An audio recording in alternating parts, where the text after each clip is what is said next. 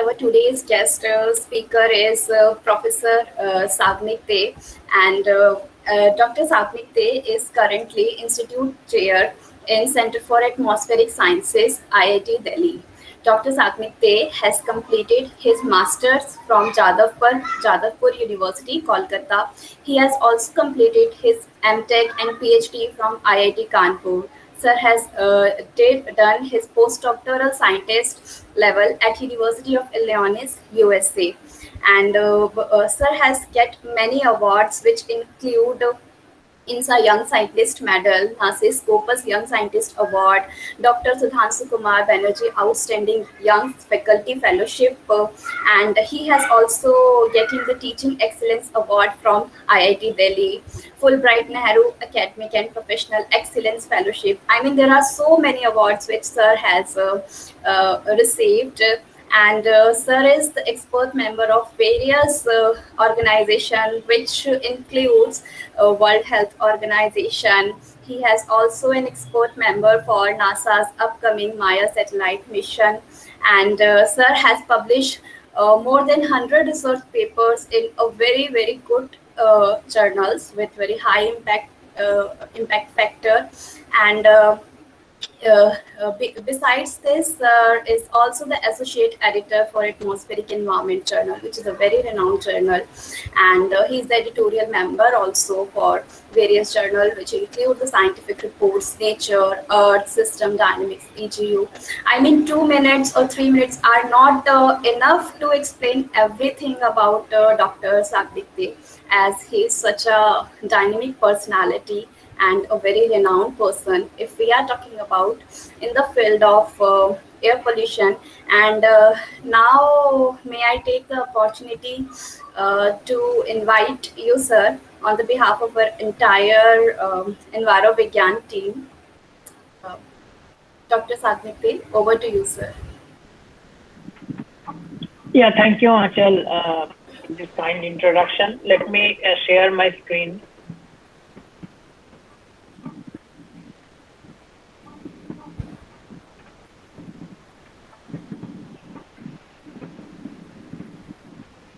For some reason, I'm not able to.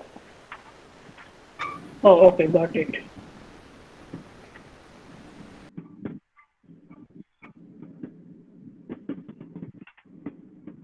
So, can you see my presentation?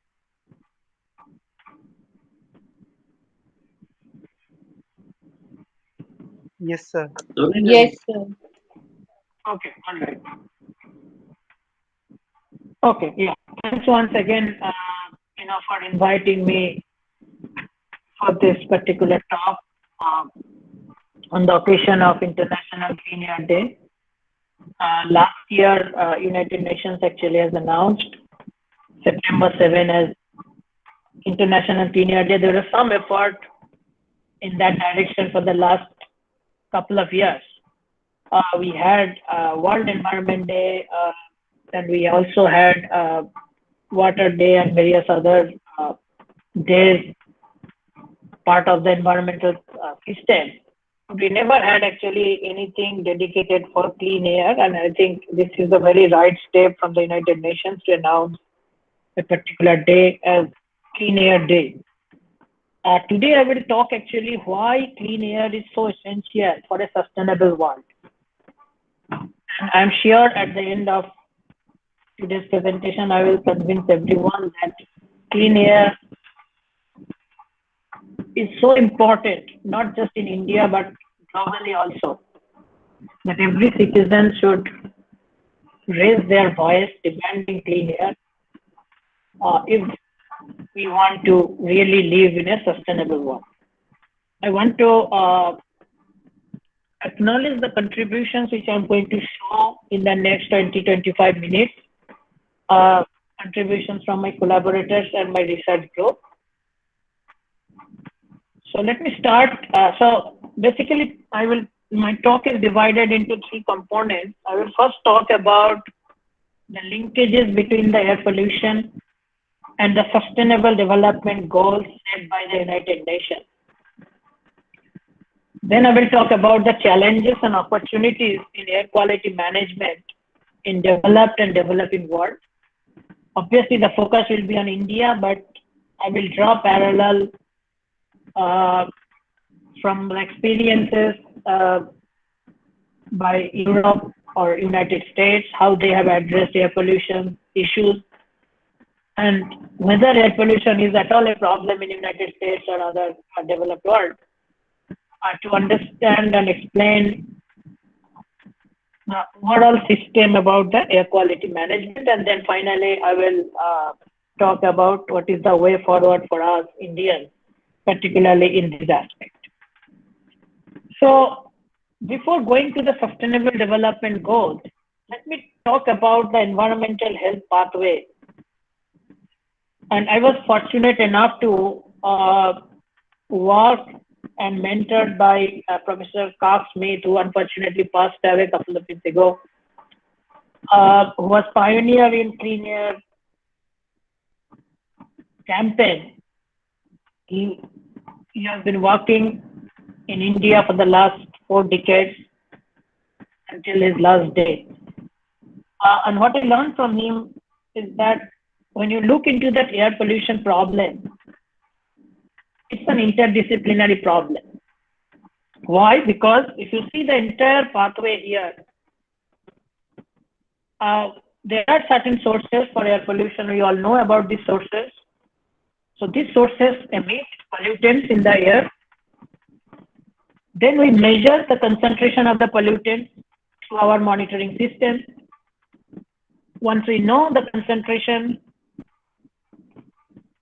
then we try to understand if this is the concentrations or levels of air pollutants at any given space and time, what is the exposure level for human beings? That means what is the level of air pollutants any person is breathing. Once we know that, then keep in mind that breathing pattern is very different from person to person, particularly a child breathes much faster than an adult. So it means that if a child and an adult are exposed to the same level of air pollution, the dose will be much larger for the child. And since the child is already vulnerable, so the impact of air pollution on the health will be much more severe for a child or any other vulnerable population than a healthy adult. So it means that exposure and dose are not really same. We need to adjust it. And then once we know the dose, obviously, we can quantify what is the health impact. And why in this pathway we are going all the way to health impact is simply because air pollution impacts our health, and that is why we are concerned about air pollution. Now, once we know the health impact, obviously we try to come and regulate emissions from various sources, try to mitigate air pollution. So this is the environmental health pathway. But if you really think of this, different intersections, the first two things like sources and concentrations, these come under the purview of environmental or atmospheric science. So most of the source apportionment, emission estimates, measurement, monitoring, everything is done by environmental scientists or atmospheric scientists. They try to model it. But then when it comes to exposure, it comes under the domain of social science, because here socio-economic conditions, socio-demographic conditions are important. And then when you talk about dose or health impact, it comes under the domain of medical science. So you can see that this entire environmental health pathway transcends one particular discipline, and in fact, already you have established the interdisciplinary nature of the problem. And unless one understands this entire connection pathway, you cannot really solve the problem. So that is why developing a seamless air quality management system requires interdisciplinary approach. That's my message number one. Now, let me show you the global distribution of air pollution. And here I am picking up one particular pollutant known as PM2.5, this is the fine particulate matter. I hope that everyone joining today knows about PM2.5, but if you are not familiar, these are the particles which are smaller than 2.5 microns. And it is so small that when we breathe, these particles can easily go into our lungs, and then from there it can basically go into every organ in our body. So there are two figures here. The top figure shows the global distribution of this particular pollutant. Anything in red means the pollution level is there high. And keep in mind that the World Health Organization air quality guidelines says that PM 2.5 at annual scale should not be more than 10 microgram per cubic meter. That means anything in dark blue are the regions where pollution level is in the safe standard. Any other color in this map means their pollution is not according to the WHO standard or air quality guidelines. The bottom panel shows in the last 2 decades how this particular pollutant has changed. Sir, sorry to interrupt you in between. Can you please share your presentation again? I think people are in the message box, right? Share again. No, ma'am, it's visible. Is it visible? Yes, ma'am. Okay. Yes, it is visible. Okay, then it's fine. Okay, all right. Okay. Yeah. So the bottom panel shows whether the pollution level has increased or decreased in the last 2 decades. And if you compare these two panels, what immediately pops out is that if you focus on the Indian region, not only the pollution level is high in entire country, but it has been increasing in the last 2 decades. If you focus on China, you can see that China has successfully reversed the rising air pollution trend, particularly after the Beijing Olympics. There are considerable air quality management action plans set up by the Chinese government, and now you can see over China there are a lot of regions which are in blue. It means that their pollution is coming down in those regions. Europe is in blue. In the bottom panel, it means that again in Europe or even in the eastern part of the continental United States, the pollution level is coming down. So India clearly stands out along with the Middle Eastern countries where the pollution level is not only high, but it is actually increasing over the years. And that is why it's so worrisome. Now let me come quickly to the Sustainable Development Goals.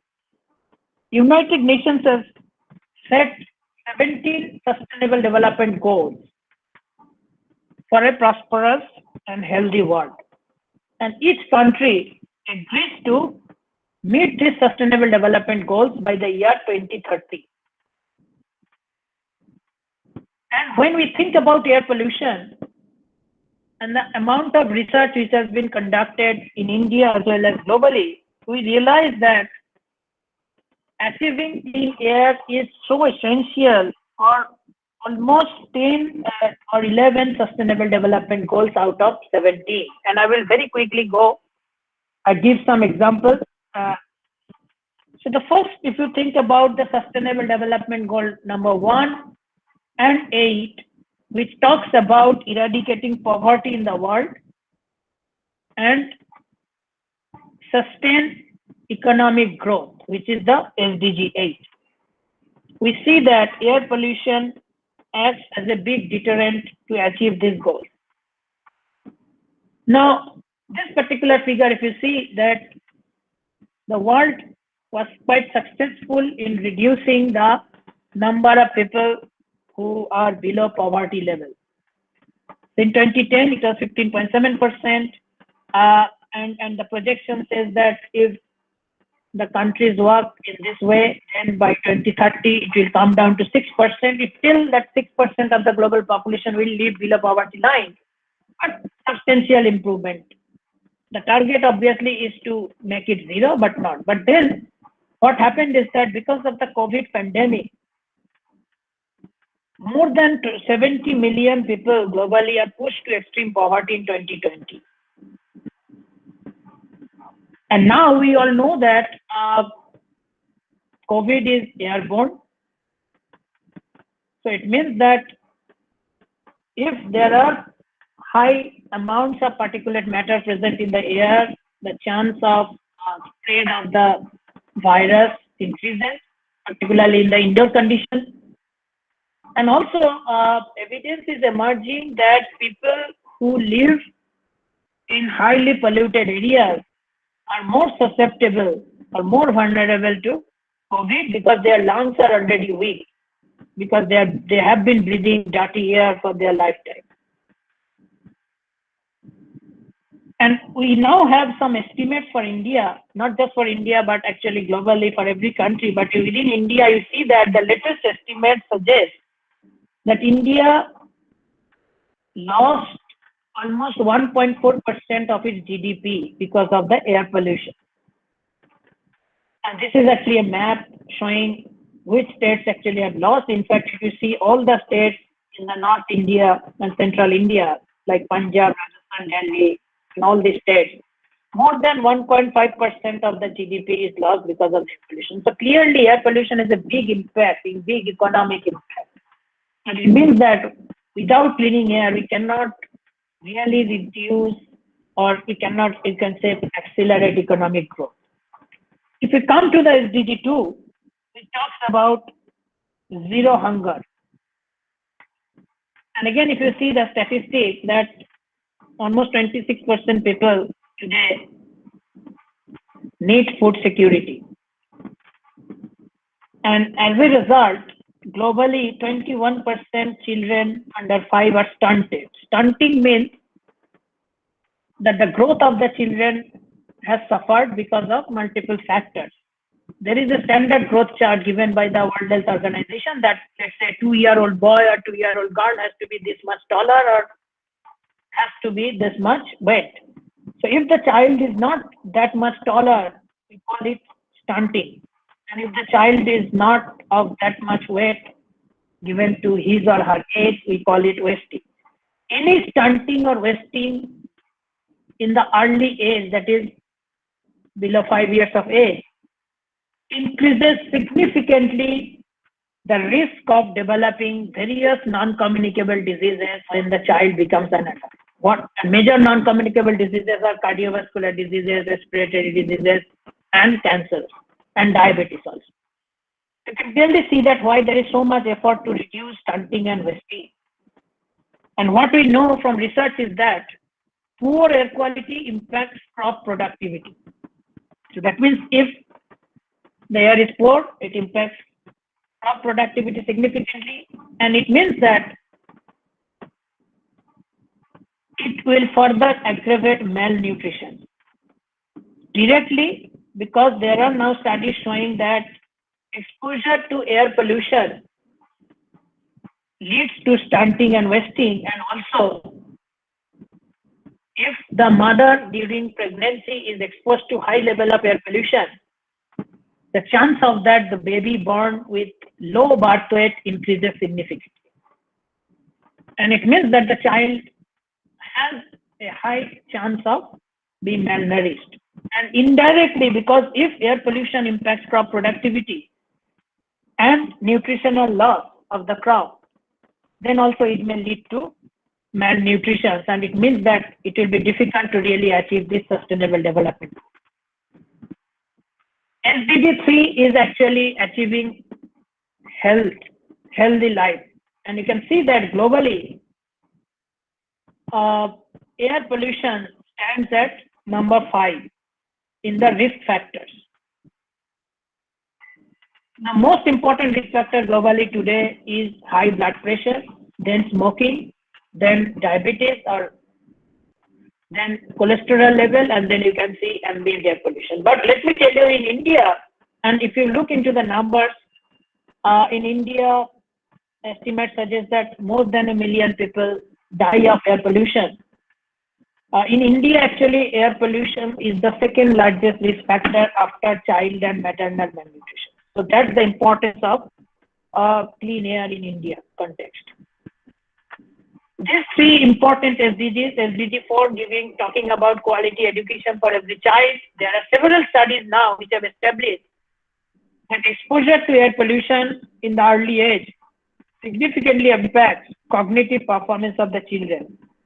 Now, most of these studies are conducted outside India, but now we have one study already done in India, and the conclusion is same. So it clearly means that the children under air pollution suffers actually significantly. SDG 5, which is to attain gender equality, and we all know that women are more affected than their male counterparts because of the air pollution. And if you think why, the answer is quite simple. In India, in addition to ambient air pollution, there is significant household air pollution, particularly the households which are using solid fuel, like like cow dung or wood or coal for domestic purposes. And usually because the women who cook, they are always exposed to higher level of air pollution.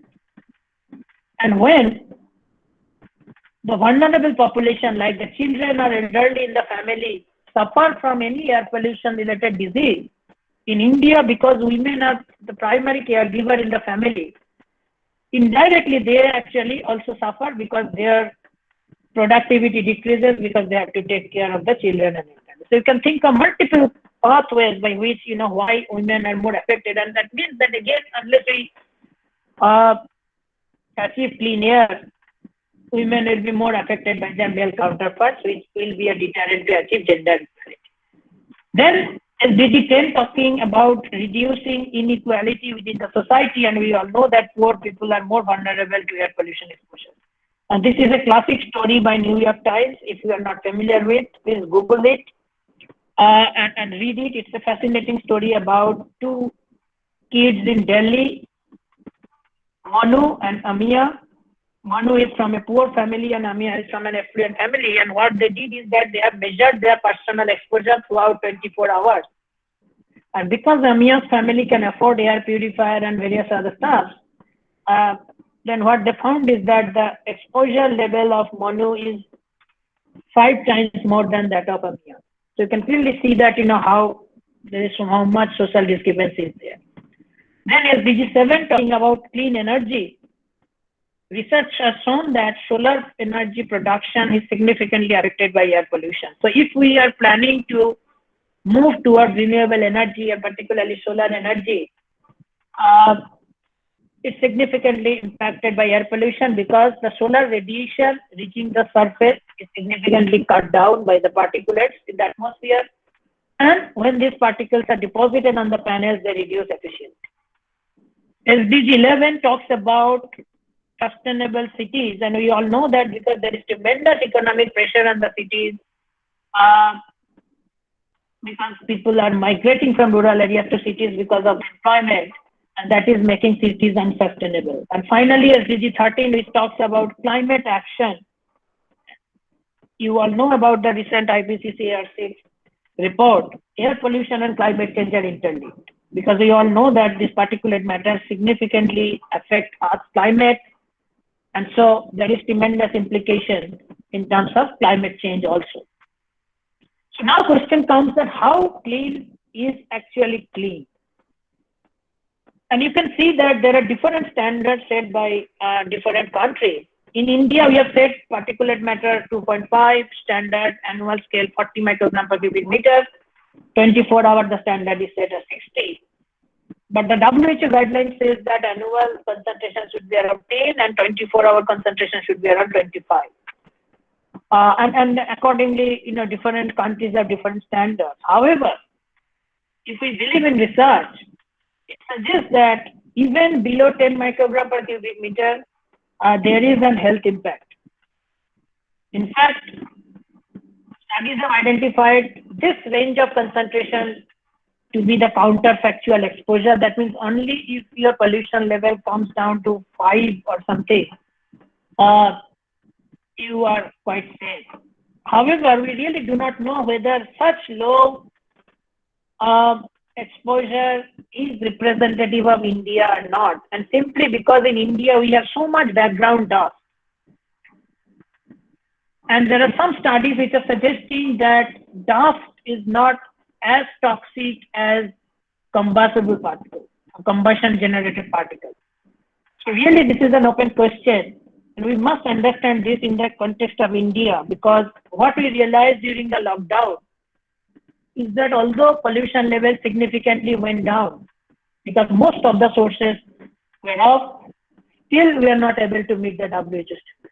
And if that is the case, then really what does it mean for India is a question we should all ponder and discuss in later. Now the challenge in the developing world compared to developed countries is inadequate ground-based monitoring for air pollution. For the developed countries like US or Europe, as I am showing that the pollution level is really going down there, their challenge is to convince policymakers that you can see that US standard is 12 microgram per cubic meter at annual scale.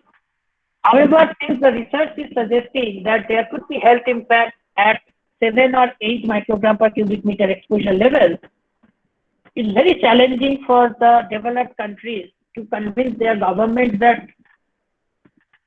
you need to really reduce the concentrations even down 10. Because their policymakers' argument is that we are already almost closer to the WHO guideline. So many countries even are hovering around 70 or 60 microgram per cubic meter. So why do we really need to act on air pollution? So that's a different kind of challenge for the developed countries. But for developing countries, particularly in India, where the pollution level is 60 or 80 microgram per cubic meter,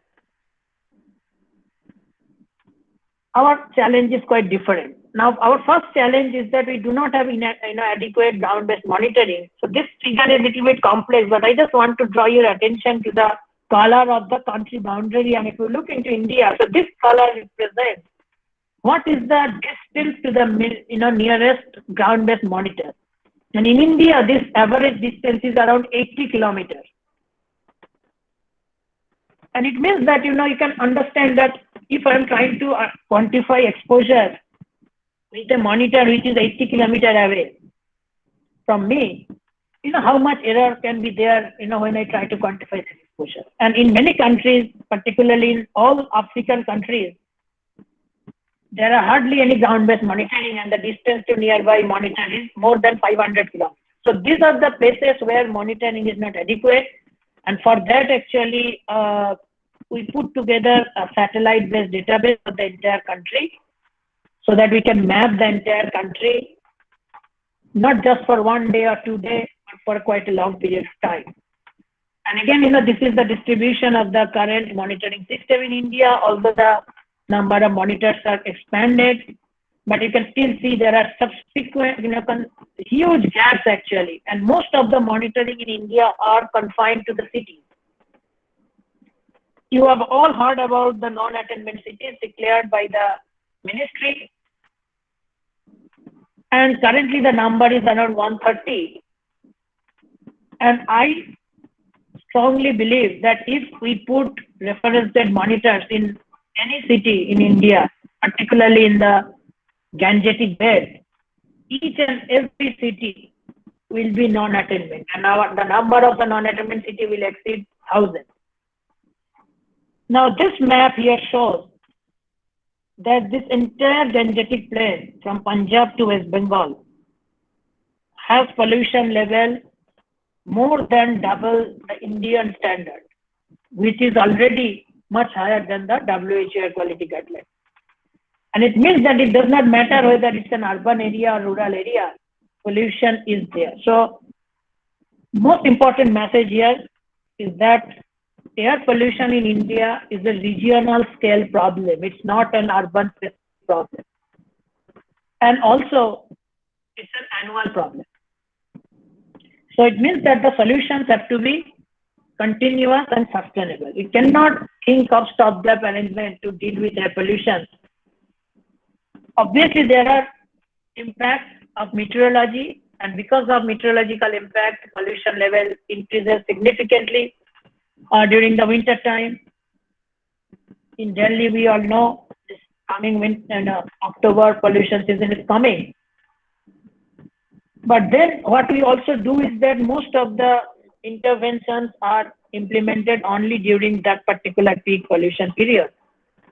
While we keep forgetting that the level of pollution is also high in other times of the year. And that is why unless we adopt a sustainable approach in intervention measures that we are taking, we cannot really solve the air pollution problem in India. And we also need regional scale approach. Let me just keep this. So one important thing I want to highlight here is that if we think in terms of different source contributions to air pollution in India, it's really surprising to see that household emissions are still the largest contributor to outdoor air pollution at a regional scale. At city level, yes, transportation sectors, industries, and various other sectors are important. But when it comes to air pollution at a regional scale, household sources are number one. And that is what we have shown in this particular work, that if we completely mitigate household emissions, then most of the districts in India, which are shown in this particular figure in blue color, will meet national standard of 40 micrograms per cubic meter. Even the districts which do not meet the national standard, they will be in touching distance, except the districts in the national capital region and this part of the country. Most of the districts will be within touching distance of meeting the national standard if we simply stop household emissions. And that is why, in my opinion, the two policies, the Ujjwala, which is providing free LPG, and rural electrification scheme, which eradicates kerosene lighting, are so important for clean air policy. When you look into how pollution level changed during the lockdown in the entire country, and this you can only do using satellite data because, as I mentioned, most of the places did not have any data except the cities. You can see that there is substantial decrease in the pollution level, which is shown by the green color here during different phases of lockdown last year. But there are also, at the same time, you can see a lot of regions which are in red. That means air pollution level went down, but it could not really sustain clean air throughout the lockdown. And one of the strong reasons, which I personally believe, is that during lockdown, our household emissions did not stop. We stopped emissions from transportation, urban sectors, industry, break clean, any other thing, but not the household emissions. They went unabated, and that is why many regions it was above the national standard. So I will very quickly now move for the last part of my talk, where I will talk some of the impacts. Now keep in mind that air pollution is a silent killer. And that is why it is also difficult to persuade that there is really a health impact. When it comes to COVID, we all know that the impact is quite visible, and that is why everyone is so concerned. But air pollution is just like slow poison. We really do not realize how much impact it has on health. And that is why, although researchers are showing tremendous health impact of air pollution, there is still a kind of gap in overall belief that air pollution actually impacts health in that way. And one important point to keep in mind that mortality attributed to air pollution is difficult to validate in a country like India, where we hardly have any cause-specific mortality robust data set. And the second important point I already mentioned, that health impact systems developed over the years. So really, it's not overnight people will be dead. What happens is that if a person breathes dirty air throughout his or her lifetime, slowly and gradually they will develop multiple symptoms. And eventually those will reduce the productivity, and those we quantify in terms of morbidity, and then eventually the chance that the person will die prematurely also increases significantly. And that's the mortality aspect of it. And we keep forgetting that air pollution is actually a risk factor. It's not the cause of a disease. The disease is like cardiovascular disease or lung cancer or something else. And in all of these non-communicable diseases, air pollution is a major risk factor. However, I must point out that in very recent time in UK, it was the first instance when UK Supreme Court has ruled that there is a controversy about death of a girl when her parents claim compensation, saying that the girl has died because of air pollution, because the girl was asthmatic and all, and then the doctors did postmortem and all, and after all these things, it was ruled that yes, the girl's death was because of air pollution. It was historic in my opinion because it was the first instance when legally a death is claimed because of the air pollution. Now, many people argue that, where are the evidences that how much impact of air pollution is there? I can tell that there are so much evidence, not just globally, but also from India, that indeed exposure to air pollution impacts our health. I can give lot of examples, but I just compile the list here. So the top here is showing all the studies which are done looking into the impact on the child health. So we have shown that impact, exposure to high level of air pollution in India and wasting. It's a leading cause of child mortality in India, low birth weight, as well as child anemia. And now we are doing work to show that there is a significant impact of air pollution exposure on adult anemia too. And I do not know how many of you know, but India has one of the highest prevalence of anemia. And again, anemia is a classic manifestation of malnutrition. And if you recall, what I said is that in India, malnutrition is the #1 risk factor, followed by air pollution. So again, these two risk factors are also quite related, what we are finding. And then there are other groups who have studied and found that there is significant impact on cardiovascular disease, cognitive performance, and we have also done studies in collaboration to show, for example, for the people who are living in close proximity to areas where crop residue is burnt, that they're more prone to respiratory disease as well as hypertension. That means their blood pressures are quite elevated, which is again a risk factor for cardiovascular disease. So there are, now there are more than 30-40 studies one can compile from India alone, which clearly shows that there is enormous health burden of air pollution. So what I personally believe is that we really do not now argue about the evidence. There is enough evidence to act upon it. So what we should do actually, if we really want to attain sustainable future, first of all, we must ensure strict compliance to emission norms, and gradually we need to make a plan to shift to clean energy. And it means that it cannot be done overnight. It requires sustained planning and implementation. It has to be done over years, and that's what the National Clean Air Program is attempting. That over the next 5 years, they're trying to reduce the pollution level by 20 to 30%. But we need to really plan beyond 5 years. We need to make a plan for the next 15, 20 years. Also, at the same time, we must adopt a regional airshed approach, because as I already had shown that pollution is everywhere, irrespective whether you are in urban or rural. And in fact, this study clearly shows that for every state in India, how much proportion of the pollution is coming from outside the state, and any state you pick up, it's a large proportion. And also what we need is that we need to prioritize our mitigation measures, because what is happening is that for every sector, there are plans developed.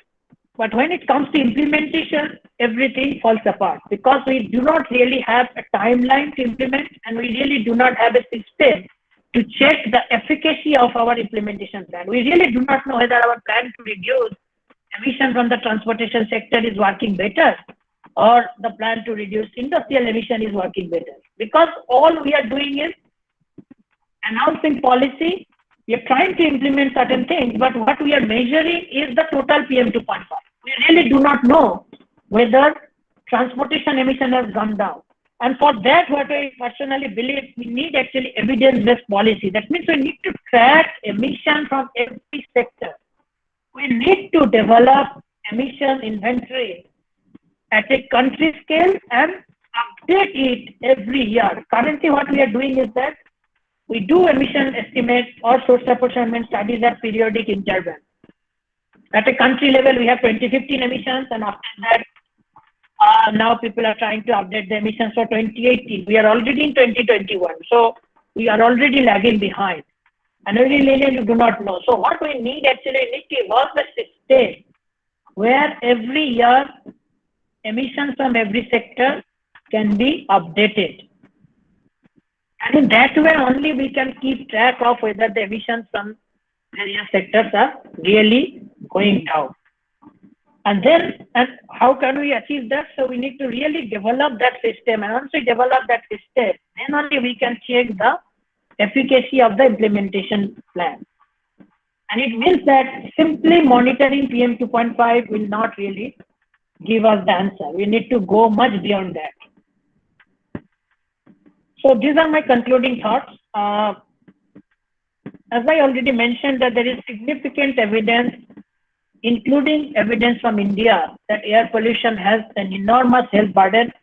Believe it or not, each and everyone is affected by air pollution, particularly the children who are the most vulnerable to air pollution. So we must show urgency and seriousness in mitigating air pollution with proper stakeholder consultation. And the way people think about COVID, we should be really serious about air pollution so that we really can raise our voice and build the momentum on this. And then I did not discuss in great details, but India is now in a position where it should tackle air pollution and climate change in an integrated manner. I talked about prioritizing emission sources or sectoral interventions. And in my opinion, what we should do is that we must prioritize those sectoral interventions where both the emissions of air pollutants and greenhouse gases can be reduced so that we can achieve both climate benefit as well as clean air. And we must invest in exploring new frontiers like the issue of toxicity. I already mentioned that dust is not so much toxic than, let's say, pollution which is coming from transportation sector and all. But we have very less information about the differential impact. We must do research. If I'm sure many of you are researchers, so these are all open questions you can think of taking up. And what we lack in India is long-term health studies. Mostly we have these estimates done based on the national surveys and all. We need to understand the biological mechanism that how these diseases are developing because of the prolonged exposure to air pollution. And finally, as I mentioned, that the entire air pollution domain requires interdisciplinary approach. I personally believe that our educational system and curriculum is too rigid. It needs to be really flexible so that a student or an early career researcher can get that flexibility and opportunity to do such kind of interdisciplinary research. And unless we do that, we cannot really enhance capacity. And what I personally also feel is that in India, we lack capacity at both institutional level as well as at individual level to deal with a problem like air pollution. So I will just end here with acknowledgement to various funding agencies. And I'll be very happy. I do not know that the opportunities for question and answers, but if there are any questions, I'd be very happy to answer. Thank you all for patience listening.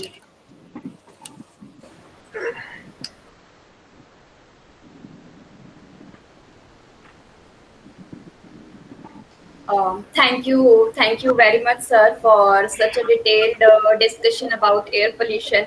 As sir has told that air pollution is a risk factor; it is not the cause of disease. And also, sir has explained that how by controlling the air pollution, various sustainability development goals can be achieved, and so many things. I mean, I hope everybody learned so many things from Sir lecture. Now the stage is open for the Q&A session. If anybody is having any question, they may ask. Okay, Dr. Arvind Kumar from Department of Science and Technology has raised his hand. Sir, your question? So, good afternoon to all of you, and thank you, Dr. Professor, for very interesting talk. I am Arvind Kumar, working in the International Cooperation Division, and we always involve in collaborative project, collaborative initiative with several countries. Like I am involved in with the European Union as well as the BRICS country majorly.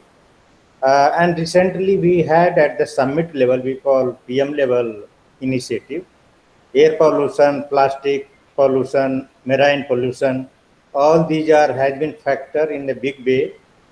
Therefore, I have two questions. One question is that, as you were saying, that there is a need for capacity building both at the individual level as well as the institutional level. So, in that respect, one is the capacity building, and second is that technological access. If any country has some experience or best experience in handling the air pollution successfully, which are the country which you recommend or advise us or the public funding agency who are involved in the such joint collaborative project? Because very soon we are going to have a major program with European Union. It's not bilateral, it is called European Union, and new flagship program are coming.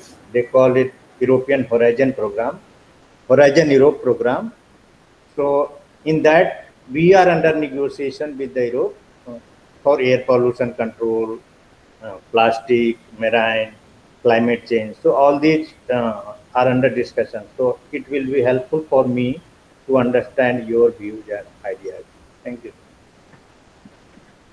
Yeah, I think that's a great point, Dr. Arvind. So in terms of the countries, definitely European Union,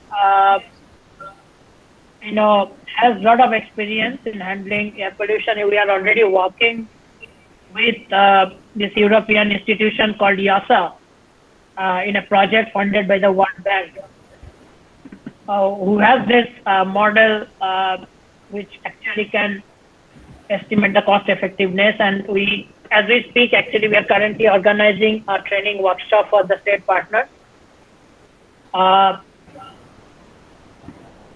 UK as a country has done a lot for air pollution. There are kind of bilateral programs which just ended. Actually, there is a project under DBT and MOES with funding from NARC from UK. It looked into basically the air pollution problem in the NCR. And obviously, US is another country which has quite successfully handled air pollution, both in terms of technology as well as an entire air quality management. So these are the countries definitely we can think of formulating programs if possible, not just for air pollution, but as I mentioned that, and you also mentioned that this entire discussion has to be thought in an integrated way. You cannot isolate air pollution from climate. So air pollution and climate change are just opposite sides of the coin. So it has to be done in an integrated way. But I can think of, these are the right countries with which we can definitely think. There are some programs already running, but yeah, having a focused program definitely is required. And I know DST has been doing a lot, particularly promoting such kind of international collaboration, providing opportunities for the Indian researchers. Thank you, sir, for your response and kind response. One question which is coming to my mind, sir. Very recently, this smoke tower has been installed at Connaught Place, and there are divergent views that it may be effective, it may not be effective. So, what are your? I think IIT Delhi and IIT Mumbai is also involved in the process. So, what is the takeaway from this program, and whether it is implementable? I mean, replicable uh, in the sense that it has all the benefit in the term of economic or controlling the air pollution itself. Again, that's an interesting question. On a personal capacity, if I may comment, obviously, those technology will clean air, but within the vicinity. And obviously, once the tower is developed, we'll see actually what is that range. But in my understanding, reading at those designs and all, it will clean air probably within 100-meter area, so 100-meter radius of the tower. Now, if you ask me whether that's enough, obviously, people who are within that corridor will get benefit. But now comes the question of cost effectiveness. If you ask me whether it's a sustainable solution, if it is cost effective solution, my answer would be no. Because first of all, the cost is too high for one particular tower. And in fact, there is a study done by one of my colleagues, Dr. Sharad Gotikunda, who has shown that for a city like Delhi, we need at least several hundred thousands of towers. And clearly, we cannot have that kind of money. That's number one. Number two is that we must keep in mind that these towers are not running on renewable energy. They need electricity to run. And it means that if we tomorrow scale it up, we need huge amount of electricity to run these towers. And from where we will get the electricity? Because in India, our main source of electricity is by burning coal. So in a way, if you think the thing, so probably what would happen is that to clean Delhi's air, we'll burn coal somewhere else and pollute that place. So I don't think smoke tower is a sustainable solution unless the smoke towers can be run on renewable energy. If we can make that technology affordable and we can run it on solar energy or something else, probably yes, we can try. But let us see actually what results are coming. But I don't think it will clean air more than 100-meter radius of the tower itself. Whether there is some observation are being taken by some research group there? I think the plan is no. I mean, once the tower is developed, then actually the measurements will be taken, and then we'll come to know, what is the impact and all this. And this is indigenously built, or we have means imported some part of the technology from other countries? I don't think these are indigenously built, because I think the design is done by an US institution. In fact, in India, most of the instruments which we use to measure air pollution, they are all imported. And I think there is a great opportunity for Indians to really develop indigenous technology. Not just for that, but also if we have that kind of thing, it will boost actually employment. So I think those are the long-term visions we should think actually. And because we import every instrument, it impacts the research also. Every time an instrument goes bad, again the instrument has to be sent to US or other plants. So technology development, I think, is very much required in the field of air pollution. Okay. Thank you, sir. I think we are right now running out of time. So if anybody has any question, we can take only one or two question more. So other participant is having any question? Dr. Arvind Kumar and Dr. Sagnik Dey, thank you so much for a great discussion regarding this MOOC tower also. Yes, I think Dr. Dipankar Saha, sir, want to ask. Stagnik, Professor Stagnik, it was a great lecture, very useful, very informative, out of box thinking for all, and it is really good.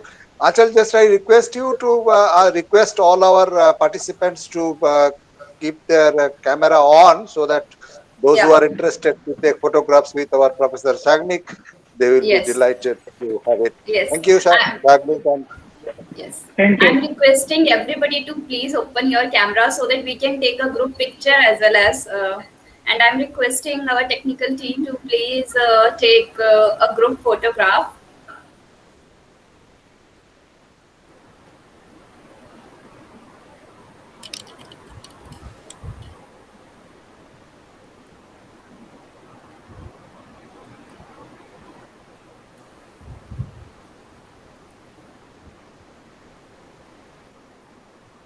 I think wait for 1 more minute. I think people are taking the photograph.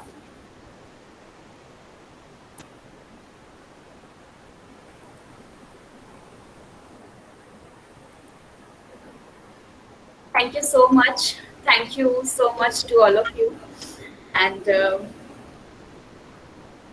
okay. I hope nobody has any doubt. If any doubt, I will share the email ID of Professor Saknik Dey with you all, and you can mail him and ask your doubt as well as. So, if still anybody has instant question, please ask very quickly.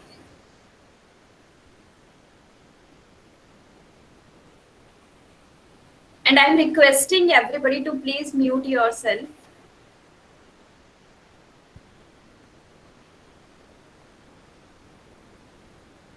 Okay, I think sir has another meeting, so he has to leave. So thank you so much, Professor Satnik Dey, for being with us and making the time out for us and inspiring each and every researchers and students and even the scientists in such a great manner from the entire EnviroVigyan team. So thank you so much. Have a good day. Yeah, thank you. Thank you, everyone. Thank you. So now our next speaker is Dr. Ram Pravesh Kumar, and Dr. Ram Pravesh Kumar, he is currently working as an assistant professor in School of Environmental Sciences, Jawaharlal Nehru University, Delhi. Sir has completed his master's and PhD in environmental sciences from Jawaharlal Nehru University. He has his key interest area in the air pollution and risk assessment, chemistry of the traces gases, air pollution modeling and its implications, and the role of meteorology in air pollution. Sir has cleared various national level examinations, which include ASRB and UGC NET, and also he is the candidate of CSIR JRF. Sir has also published good publications in the journal in various national and international journals. So I welcome you, sir, for your presentation from our entire EnviroVigyan team. Sir, Dr. Ram Pravesh, over to you, sir. Thank you, ma'am, for a generous introduction. Thank you, sir. I would thanks to all of your team members, and whatever I am going to present, it's already covered by Sagnik sir. So just I brief my presentation and discuss on this. Will we try to discuss on present scenario solution episode where we all, not even India, across the world, we are facing. So just we are going to start my presentation.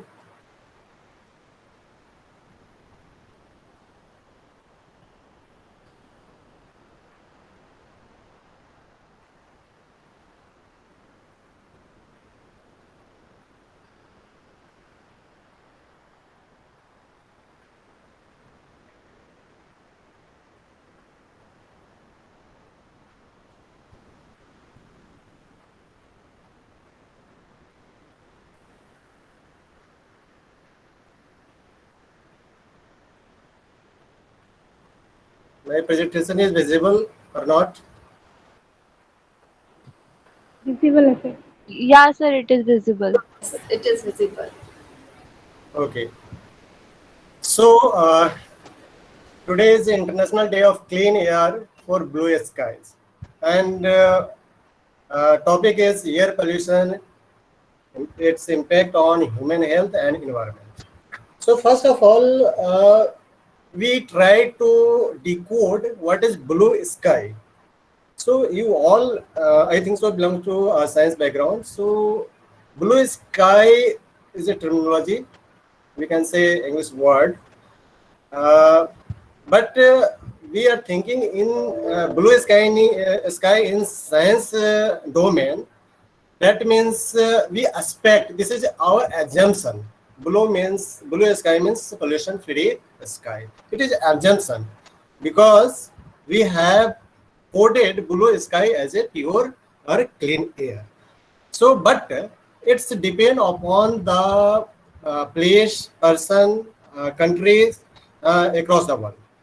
If we are not accepting blue sky as a pollution free or clean air, we can't say this is blue sky. Then it's that's why I have told that it's depend upon the country or person or people, whatever, what kind of it's translate or whatever assume blue sky is clean, clean or pure air or not. So, but we are just here we can discuss with the reference of UN Assembly. UN Assembly, we all know International Day of Clean Air for Blue Sky has been adopted by UN Assembly, UN United Nations General Assembly in December 1999. In 25th plenary meeting of its 74th session of Sustainable Development. Sustainable Development Goal, as you know, we have Sustainable Development Goal, and even it was Millennium Development Goal also. So sustainability means, as you all know, any kind of development must be environmentally sound,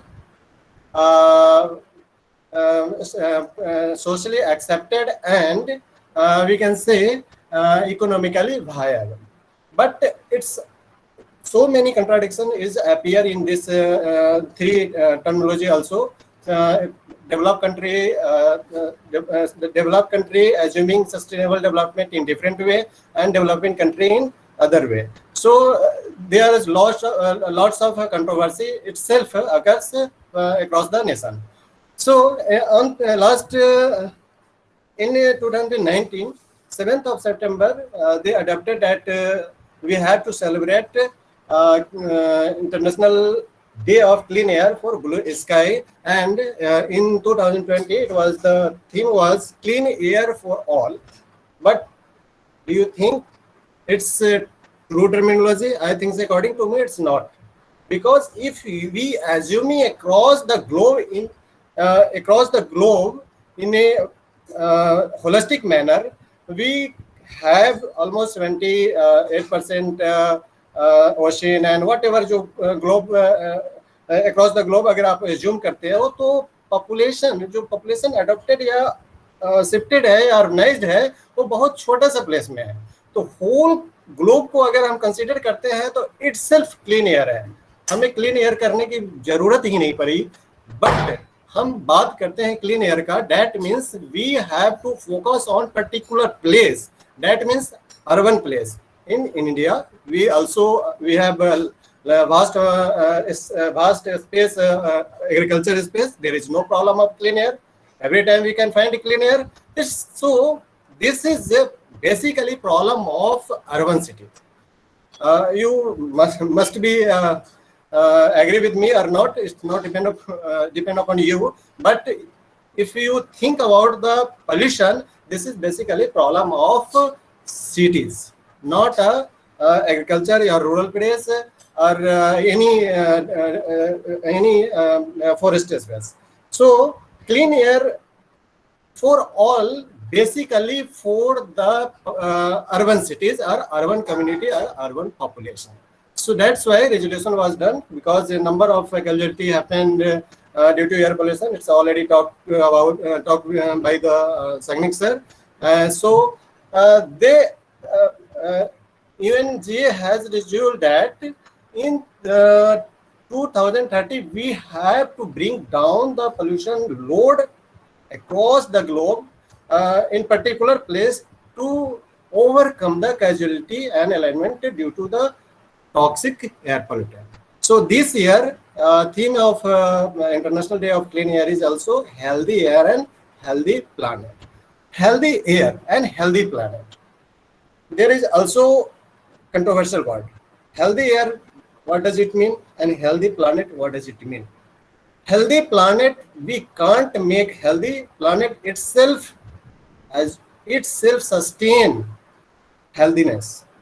If you are doing some wrong, planet or earth or whatever, nature itself resilience in mode and recover all those things.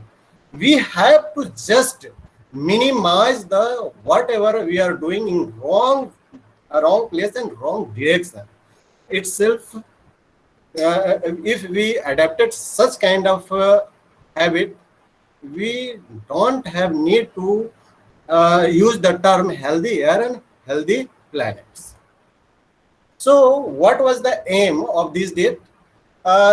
It is raise public awareness. As you know, every aspect, if we are going to achieve our goal, so first of all, we have to focus on our public domain, our community, our people. So first of all, we have to awareness. We have to raise awareness in population, especially not in urban, rural cities, especially in urban cities, where we are encountered of pollution having more.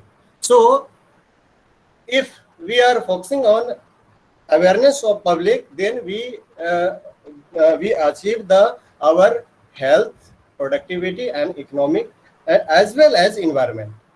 As well as environment means environment again itself a broad domain. Environment have different dimension.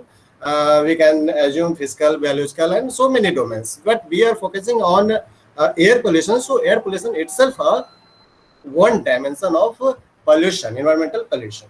Second thing is that demonstrate the close link of air quality. Air quality challenges mostly happen in big cities or urban cities. So we have to link. How to link?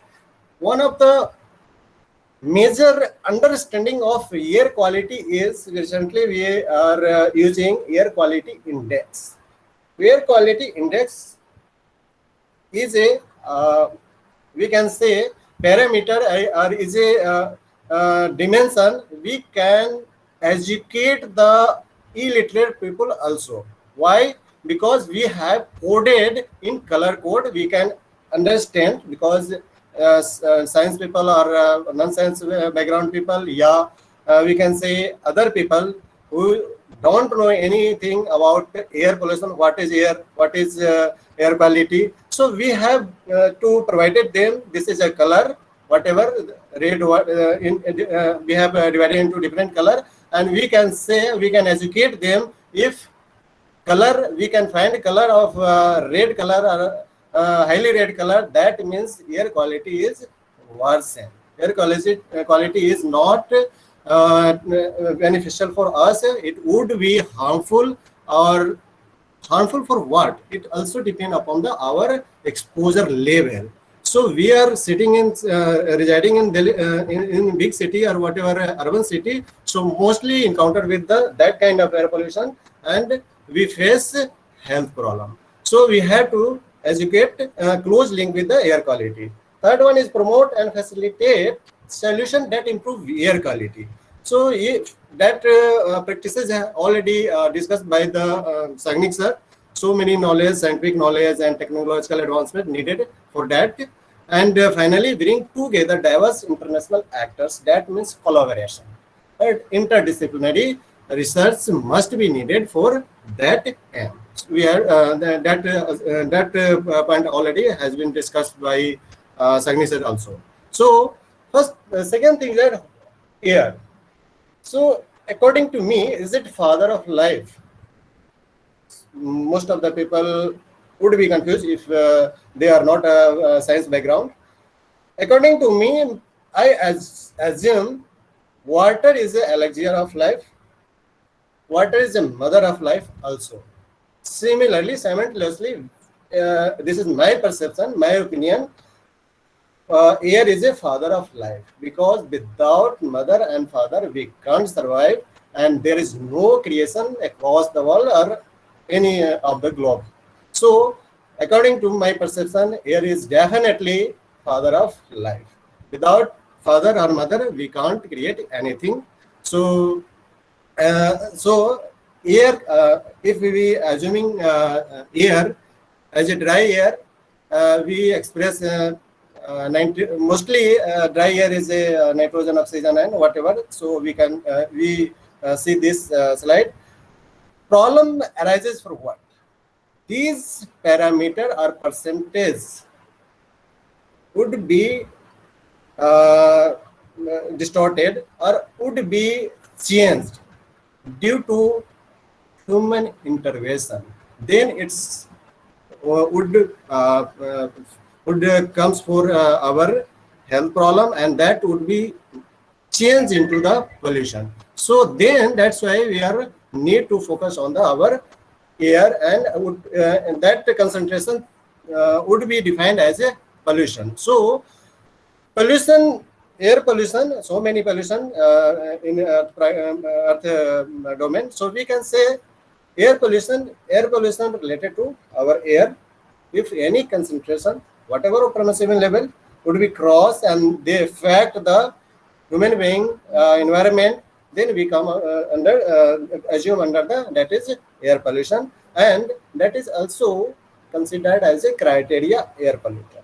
So what is criteria air pollutant? Most of the people who are science background that may know very well about criteria pollutant. But why we are saying criteria? I think so, according to my perception, almost 50-60% of students are confused what is the meaning of criteria pollutant. So we have to clear that criteria pollutants, criteria air pollutants, that means that pollutant have must have toxico and epidemiological impact on human being. If these two parameters, toxicological impact and epidemiological impact, would never be considered, then it not comes under criteria air pollution. So you all know epidemiological effect, epidemiology, pandemic, epidemic, and whatever. जो अभी last 2019 से जो continuously हम लोग face कर रहे हैं कोविड-19 के केस में. Previously it was endemic, and finally converted into pandemic. Now it's again scientific community is saying that it's would be in endemic. So this is our criteria pollutant. So must be aware for that toxicological and epidemiological impact of human being. So why should we care about air pollution? So this is the major thing we have to think about this. Why? Because itself we have said that already, told that air is a father of life. So definitely we have to think about the air pollution, because any kind of any percentage of any concentration of any pollutant would be cross the permissible limit, then it comes under air pollution, and that would be definitely harmful for us. So definitely we have to think about that. Apart of that, it's not affect a human being, it's affect environment itself, created itself affected. And another way is that finally it's lead to change in climate change. So finally it's a change into climate change, and climate change leads to affect across the world in holistic manner. You all know about that thing. So few words example of air pollution. You all know about industrial melanism. So this is the brief history. It was happened in 1848 to 18. It was written down 1895. We want to share a little brief story for that industrial melanism. Pollution की जब हम बात करते हैं in across the world, so it was first encountered in 1948, and it was the happened. It was doctor Ram प्रवेश जी, Yes. आपसे Yes. मेरे request ये है, हम लोग इतिहास के बारे में, भूगोल के बारे में बाद में चर्चा करेंगे. आज Okay. ब्लू स्काई के बारे में 2-4 शब्द बोला के इसको खत्म कीजिए, क्योंकि आप इतिहास से आएंगे ना, बहुत ज्यादा समय की जरूरत पड़ेगा. उतना समय हमारे पास आज है ही नहीं. प्लीज बुरा मत मानिएगा. आप थोड़ा सा कंक्लूड कर दीजिए. व्हाट इज योर मैसेज, उतना कन्वे कर दीजिए please. It's okay, sir. It was actually I was invited in last time, so definitely I'll cover it. So okay. Air pollution, as you all know, yeah, major twofold problem. That is, one is health impact and another is climate impact. So preventing and reducing air pollution, improve air quality globally. You all know what is the basic. How finally this is the product of that air pollution, and globally how it's impacted. Indoor air pollution, you all know how it's impacted. Effect of human being. This is the one of the example of VOCs of the study done by me itself, and in Delhi, VOCs. This is the health risks pathway. So we have taken here death rate in Delhi due to various either cancer or other things. So we have taken here cancerous death rate in Delhi, and we have compared with our data VOCs. VOCs assuming that what this there is a directly increase. We have taken 2009 to 16 data. So we assume that just keep patience, sir. We have assumed that one way is cancer cases in Delhi and another is cancer risk. So black is cancer cases that happen, and cancer risk is a red line. So we assuming air pollution increases in terms of VOCs, not even whole year, in terms of VOCs. So VOC level increases directly increase the risk of cancer risk in Delhi from 2009 to 2016. So this is the direct evidence how affect our health, and it's a part. Take part in our cancer risk. So it's a great example in for Delhi. Next, climate, leave it. Impact of COVID-19 during global climate. You all know for the time being. Global climate in terms of CO2 concentration was go down, and definitely temperature little bit temperature goes down during that time. And deadly link between air quality and COVID-19 in India.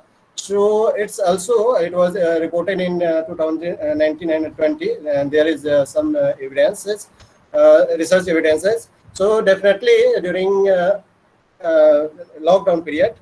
We all know everything was shut down during lockdown period. So transportation, whatever industries, even communication, commuter level also decreased down during that time. So definitely air quality improved during COVID-19 period. This is also COVID-19 air quality of Delhi. There is also positive impact of COVID-19 during Delhi in last year. Another example is that India witnessed significant drop in air pollution level during lockdown also. So we have seen that there is a left is January 2020, and right image is 25th March to April 2020. So we have seen that red spot in left image, so many red spot. There is a great I think so, concentration of the particulate matter, NO2, And in the right image, there is a little bit down, almost 40 to 50% of NO2 drop within within 1 or 3 between 3 months. So definitely, finally, COVID-19 improve air quality in just 3 months and goes down to 8% also. So there is a few pictures you all know encountered with that picture before lockdown or after lockdown, during lockdown. And this is we can say, we want to achieve blue sky. Definitely, we have to, we have as a trained people in the sense we have to manage, we have to use everything in sustainable way, and without using sustainable way, we can't achieve, and we are trying to achieve, but this is my perception, it is not possible because we are a developing country. We have to harass our natural resources, and definitely they create pollution load. So for that, we can mitigate only on the basis of technological aspect, technological use of technology, and we have to need to bring that momentum to grow our GDP. So we give the assurance to a developed country have to mitigate this air pollution, but we can't stop our development, and development definitely byproduct of development is pollution. So thank you for all. Thank you mister Ram Babu, बहुत अच्छा बोला आपने। But हम लोग को तो ज्यादा समय नहीं दिख रहा है, we are sorry, sometime we will further discuss with you. Achal, please take over. Okay, thank you so much, Dr. Ram Pravesh Kumar sir, for a very good presentation and letting the people know about that why this day is so special and why we have to celebrate this day and why the clean air is a need of everyone. So right now, since we are having very short of time, so only one of the last presenter is Miss Swati Joshi. She is a junior research fellow from IIT Delhi. So may I request Ms. Swati Joshi to please share your presentation. Yeah. Hello. Good afternoon to one and all. Thank you so much, Achal ma'am, for introduction and for providing opportunity to present here. So I'll just share my presentation.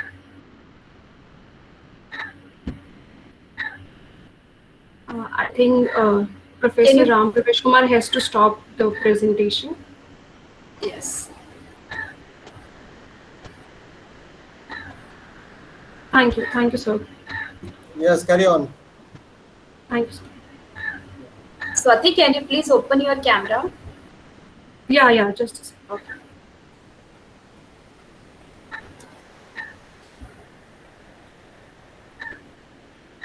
Okay. I hope my presentation is visible now. Yes. Yeah. It's perfect. Okay. As we are already running ahead of time, so I will not take much time. We'll complete my presentation in 5 to 6 minutes. So, as Professor Sagnik Dey has mentioned in his concluding remarks that we cannot satisfy with PM 2.5 frictions. We have to go beyond that friction also. So today I would like to talk about the smaller fraction or the ultrafine particles. So I will talk about their chemical characteristics and what are the potential health impacts. So just a brief introductory slides, like what are the ultrafine particles. So these are the subfractions of the particulate matter. We all are well aware about PM 2.5 and PM 10 and their health consequences. So ultrafine particles lie in the size range of less than 100 nanometers, and they are very small in size. So they lie in the nucleation mode, and they have a very less mass but a very high particle number concentration, so which makes them very high, very severe for the health effects. Now, talking about the sources in the formation of ultrafine particles. So ultrafine particles can be originated from many sources. There can be natural sources as well as anthropogenic sources. So natural sources can be wind-blown mineral dust, forest fires, volcanic eruptions, etc. Whereas from anthropogenic sources, mainly from the combustion sources, and other sources can be biomass burning, road dust, and construction and demolition, vehicular sources, etc. So the picture in the right side illustrates like how the formation of these ultrafine particle takes place. These are very small size particles, so they form through homogeneous nucleations, and further they grow in size by condensation and coagulation process to form chain aggregates. Now, why ultrafine particles are very important and why we should talk about them. So they have a very unique physiochemical properties which makes them very critical for human health. As these particles, I have shown a comparison of ultrafine particles with PM2.5 and PM10 in the left picture, which shows that they have very high total surface area per mass, so which makes them so that they can absorb more toxic substances and they can penetrate deep into our alveolar spaces of the human respiratory system. So they causes more toxic effects than the coarse particles. So generally, people are exposed through inhalation, or they can also penetrate in through our skin or through ingestions. So it depends like how they are chemically associated. So different chemicals can influence the toxic effects in the body. Now, these are the potential toxicities due to ultrafine particles. So these ultrafine particles, as I have already mentioned, they have a very small size, so they can penetrate deep into the alveolar spaces of our human respiratory system, where they can translocate through bloodstream to various vital organs, from where they can cause different kind of toxicities that have mentioned the slide, that is cytotoxicity, neurotoxicity, and many more.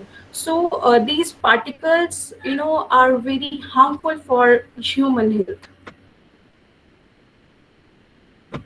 Now, these are some of the study-based evidences that have shown that how ultrafine particles have, have been causing different kind of toxicity. For example, like brain tumors or childhood cancers, diabetes, and even the Delhi studies have shown that they can penetrate into the lung epithelial cells, where they can cause different kind of cytotoxicities also. Now, this is one of the monitoring that I have been involved in. This is to measure the particle number size distribution, just to check how the particle number concentration varies in the Delhi, the traffic, at the major traffic intersection sites in Delhi city. So I have monitored for 1 week, 24-hour monitoring was done to measure like how the particle number concentration is varying according to the emission sources. So I have measured at the major traffic intersection sites to check like how vehicular emissions is, how the vehicular emissions is spreading the ultrafine particles. And one of the different location, that is construction site, has been taken just to check the variability, like if you move from the vehicular sources or if you move away from the transport location, then how the ultrafine particles varies. So we can see clearly from these graphs that the order of magnitude is about 10⁵ to 10⁶ for ultrafine particle. That is, particle number concentration per centimeter cube is very high for the traffic intersection sites like for Hassanpur, Shadipur, and Harinagar. Whereas if we talk about the construction site, the particle number concentration was less as compared as we move away from the vehicular sources.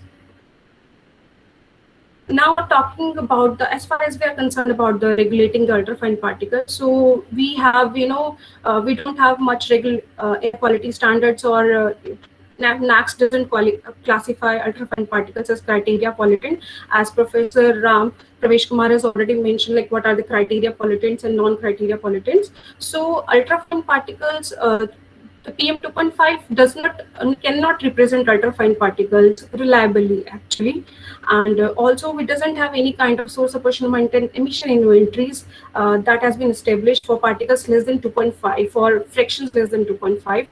But yeah, we have an initiative that is, as we have leapfrogging to BS6 emission regime for vehicular, that is for diesel and engine vehicles. So there is an inclusion of particle number limits in BS6 compliant vehicles, which talks about the particle numbers limit, that there should be this much of particles that should be emitted from vehicles, so that at least the particles from vehicles can be regulated. Now I'll just quickly conclude my presentation.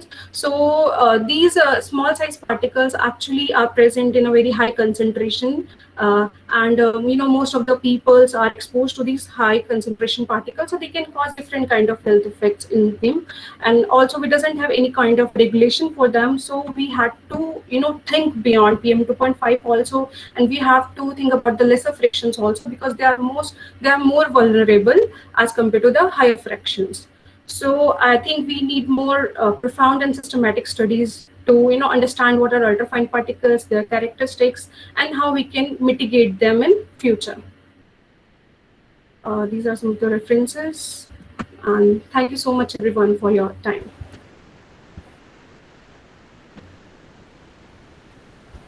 Wonderful, Swati. Wonderful. Thank you, Swati, for such a brief and nice presentation on ultra-fine particle and telling us the impacts of health and on climate change for these ultra-fine particles. I think it is very good presentation.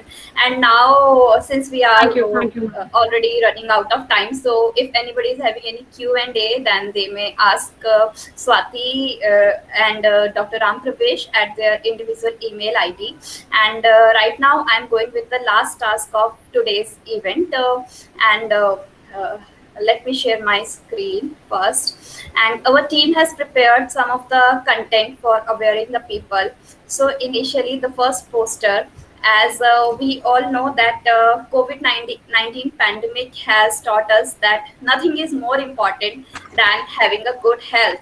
And Dr. Saknite also told us that air pollution is a silent killer. So there is a really urgent need to control it, because earlier people thought that salary and job title were the major for the success. But no, our mental health, our physical health is the major contributory role. So now what we can do at individual level, so we have two solution in the form of videos. People thought that running off air purifier at their home clear the air quality, but these air purifiers are very costly and not everybody can afford. So what people can afford are the low cost plants. So our team through the literature review has identified 5 of these low cost plant. So I'm sharing it with right now.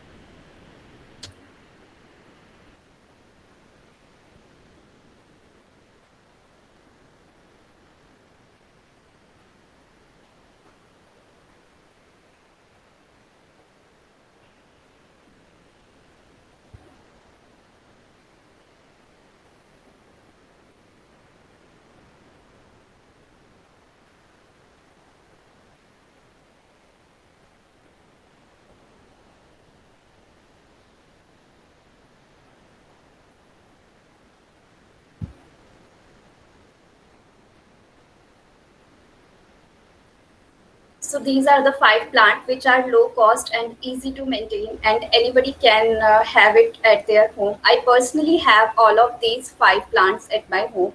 Not only me, even our entire EnviroVigyan team has these 5 plants at their home. And the second is that we all know that in Delhi's vehicular pollution has been always come into the highlight, that it is the major cause of air pollution. So what is the alternative? Electric vehicles are the alternatives, and for the short distance we can use the bicycle. So here is another video for bicycle.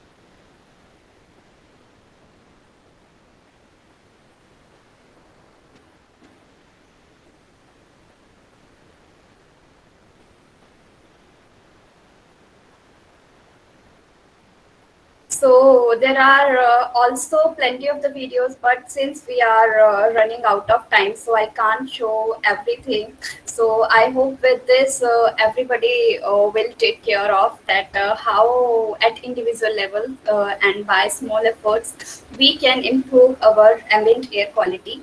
And now it's the time for most awaiting moment, which is the result announcement for all of the winners for the poster making competition. So we have received total 78 posters this time, and out of these the results will be announced by Ms. Vashvi Vishek, who is 5 year in age and first class standard. So Ms. Vashvi Vishek, she's a little girl. She will announce the result. Dr. Priyanka Kumari, can you please? Yes. Thank you so much, Dr. Anchal. I just must say all the topics on the air pollution has been covered so nicely, and the speakers have very aptly shared their knowledge and experiences. So only just one point I just wanted to add here and grab all your attention, that one of the study said that we, the Delhiite people, losing approx 9.7 years of our life just because of air pollution. And it's not only limited to Delhi only, but has increased geographically with other states like Haryana, Bihar, Jharkhand, Maharashtra, and many other states. So nowadays, air pollution has become a so worldwide big concern for the health and well-being of humankind. So with this point, I just like to thank EnviroVigyan and congratulate EnviroVigyan for organizing webinar on such an interesting, informative and important topic on air pollution on the occasion of on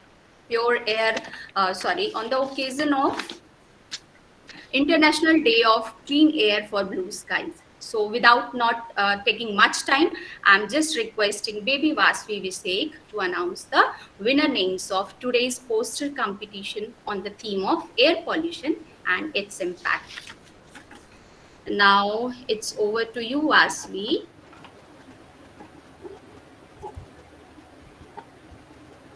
Yes. Hello everyone, I am Vashvi Vishek. I am 5 years old and I study in Mount Carmel School in New Delhi. So the first prize goes to Kumar Arjit Mishra, age 12 years from Odisha. Congratulations. And thank you, ma'am. And thank you. Second prize goes to Nishita Narwal, age 23 years from Odisha. Sorry, from New Delhi. From New Delhi.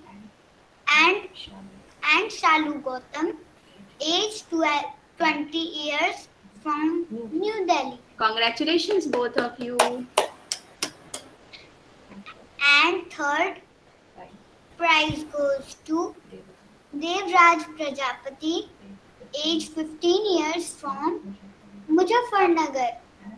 And Pavan Muddu, age 34 years from Hyderabad. So congratulations to everyone and thank you, Vashvi. Thank you.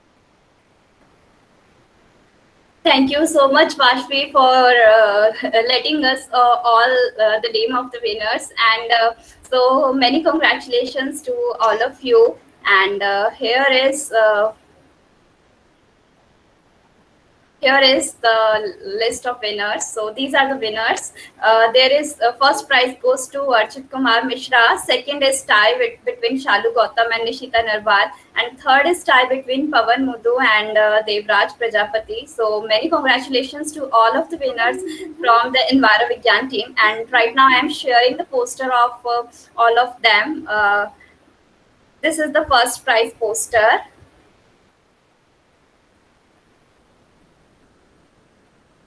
This is the second prize poster.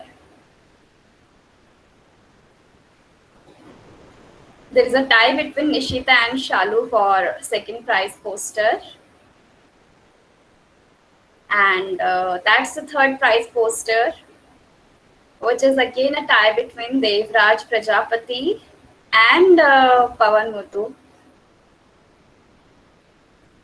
So again, many congratulations to all of the winners, and the certificate and gift voucher will be sent on your respected given email IDs. And trust, it is very difficult decision to consider these winners. So initially we have decided that only three winners, but still again we have confused and five winners by the expert members. But it doesn't mean that other posters are not good. These are also very very good.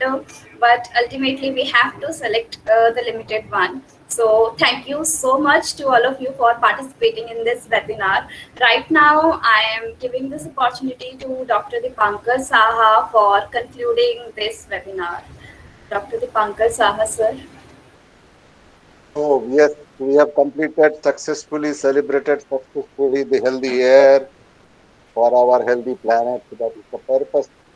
And it is our UN General body that announced the International Day of Clean Air for blue sky, because we have to have blue sky. And here at this juncture, I would like to mention why blue sky. Sky is directly linked with our solar radiation, and solar radiation is the responsible for binding of carbon. Carbon is our food, fiber, and the fuel.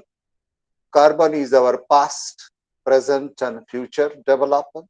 So what we are enjoying today in the form of energy is nothing but carbon. So carbon is one way, it is a creative, constructive. Another way is destructive. When it is in the air, it is destructive. So in that circumstances, we have to have a balance between the what we are discharging through as emissions. No doubt, the air pollution, human health impact, ecosystem health, the impact on the materials or the deterioration is largely and significantly linked with climate change also, and our economic losses also. And the biggest culprit is said to be, as on date, is the air pollution, as Professor Shagnik also mentioned. The origin or source of air pollution is our activities. Nobody is coming or throwing pollutants to our space. It is our created by us. It is the output or the byproduct of our development, and the growing development action is required at the ground level. So we have to control and work at the ground level. For this purpose, the EnviroVigyan is organizing webinars, the awareness program. They work directly on the ground, so they can take and mingle with many people and spread the message of menace of air pollution, impacts of air pollution, loss of due to air pollution, and all this. Dr. Shagnik has also told that we are surrounded by poverty and socio-economic conditions. Government plannings and measures are very much required for that purpose, and that's why we need to go holistically, intricately, and all together we have to go. Today I will not take much time, but we have to express our sincere thanks and gratitude to our expert and experience sharing dignitaries, Professor Shagnik De, Dr. Ram Pravesh, Mrs. Swati Joshi, and the little baby who has declared the prize for the winners of the day. We, EnviroVigyan, work from the platform, and on personal behalf, we express our sincere gratefulness to one and all. Thank you for making us time for us. Thank you also for the future to remain with us, so that we can do something and spread the message of awareness and make our health strong and make our planet strong and healthy. Thank you very much. Thank you, sir, for concluding the session. And there is one request from Miss Shruti Gupta from Dayal Singh College. She wants to speak one poem. So, Shruti Gupta, please start. Thank you so much, ma'am, for giving me this opportunity. So, without taking much time, I'm starting my poetry. Um, धुन से शुरू हुई, घुल चली अब सांसों में, चारों तरफ है वो जो दूषित हुई हवाओं में। अब लेने को सांसें भी सोचना बहुत पड़ता है, घुटने लगता है दम अक्सर, खुली हवा जब ना दिखता है। मौसम से पहले ही धुंध है चारों तरफ, सितम बनकर टूट पड़ा है अपना ही बनाया ये संकट। बचपन की उम्र अब घर में कैद होने का मजबूर है, पेड़ लगाने को सोचते नहीं, प्रदूषण हवा में मौजूद है। स्थिति बेहद नाजुक है, आवाज उठाने का वक्त हो चला, वायु प्रदूषण से अब ये इंसान है थक चुका। अपनी हरकतों पर काबू सब कुछ ठीक करना है, हमें वायु को साफ रखना है। सिर्फ एक कदम की बात है, धीरे धीरे सब ठीक होगा। बदले की सोच, बदलना हमें हमारा ढंग होगा। जीने को फिर से ये सांसें मौजूद होंगी, फिर बचपन होगा गलियों में, प्रकृति में स्वच्छता होगी। धन्यवाद। Wonderful. So, with this message of Shruti, I hope we all will take care of our each and every actions, which will help collectively in controlling this major big challenge, this major global risk factor. And I hope everybody enjoyed today's session, today's webinar. And हम ऐसे ही webinar अभी और आगे further continue होते रहेंगे. So for knowing more updates about all of these things, you all have to follow us on our various pages by typing @EnviroVigyan at Instagram, Facebook, LinkedIn, Twitter, and you can join us as a volunteer also. You can mail us. You will get all of the details related with this at our pages. Thank you so much, and I am sincerely thankful to all of our EnviroVigyan dedicated team member. There are 14 team members, and these girls are working very hard and they all are doing very fantastic jobs. So I congratulate to all of them also for making this webinar as a successful. Thank you so much to all of you. So we'll meet in the next webinar. Thank you. And also you can fill the feedback form which Ms. Diksha Chauhan has shared, and the certificate of participation will be provided to all of those who will fill the feedback forms.